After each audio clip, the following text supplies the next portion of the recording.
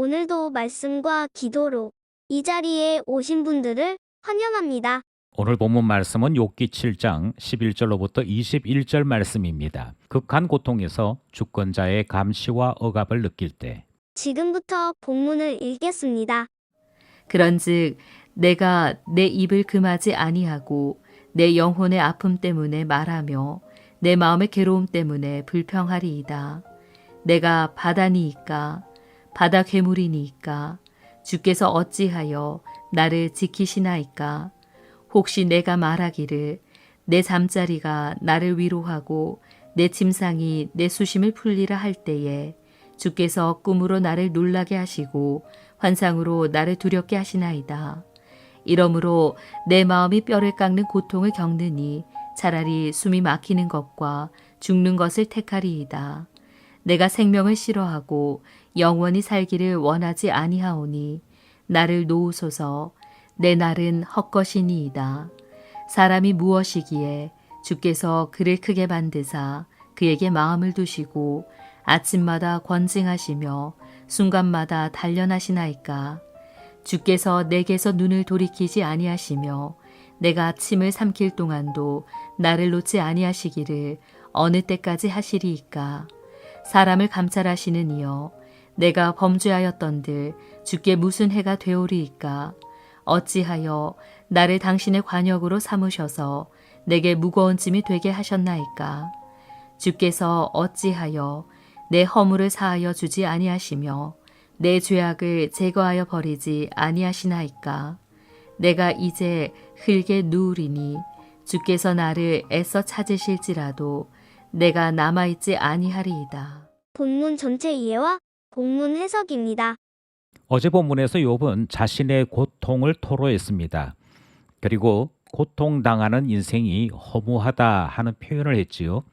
오늘 본문에서 욥은 그 모든 분노를 하나님께로 향해 표출합니다. 그리고 하나님께 질문하는 형식의 세 가지 내용을 쏟아놓지요. 본문 안을 살펴보겠습니다. 첫 번째 문단 11절로부터 14절입니다. 왜 나를 지키시나이까 하는 내용이지요. 11절은 욥은 고통받고 있는 동안 일탈하려고 합니다.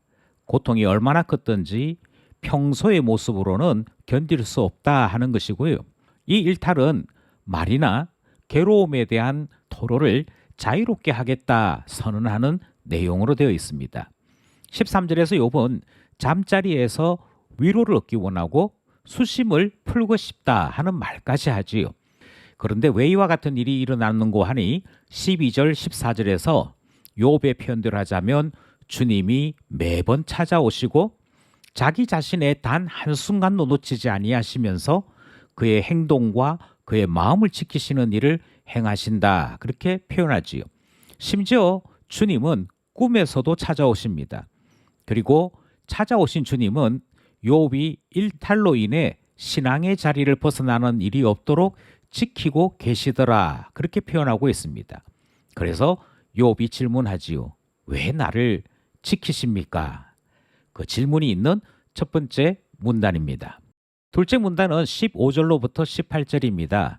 왜 사람을 마음에 두십니까? 하는 질문이지요. 욥은 두 번째 질문으로서 자신이 당하는 고난이 주님의 크신 뜻으로부터 시작되었다 하는 이야기로 출발합니다. 하나님께서 나를 향하여 너무 크신 뜻을 마음에 두신 고로 이와 같은 일이 일어났습니다 하는 내용인 것이죠. 16절 말씀에 보면 주님께서 크신 뜻으로 두신 것은 생명 그리고 영원한 삶, 가치 있는 생애를 우리 하나님께서 원하고 계신다 그렇게 말하고 있습니다. 바로 이 높은 뜻 때문에 주님의 크신 뜻 때문에 그의 삶은 고통 덩어리가 되었다라고 불평하지요. 욥은 모든 일이 주님께서 사람을 마음에 두셨기 때문에 일어난 일이라 그렇게 평가하지요.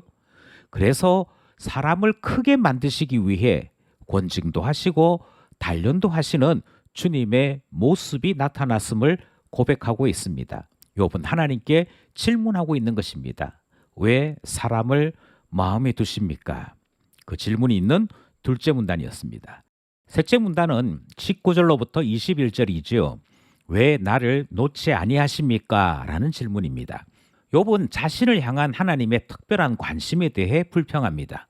왜냐하면 주님께서 자기 자신을 놓지 아니하심으로 허물이나 제약이 자기의 삶을 주관하지 못하도록 주님이 매번 간섭하셨는데 마치 관역을 삼으시듯이 욥에게로 다가오시고 욥을 살피셨기 때문이지요.